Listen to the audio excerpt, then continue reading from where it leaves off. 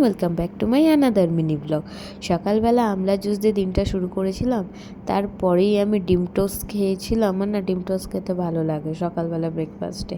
তারপর বেরিয়েছিলাম একটু, তারপর আসার সময় দেখি মেট্রোতে হিউজ লাইন। তারপর আমি হাওড়া ময়দান মেট্রো থেকে বেরিয়ে বাড়ির উদ্দেশ্যে টোটো ধরার জন্য আমি যাচ্ছিলাম হেঁটে হেঁটে।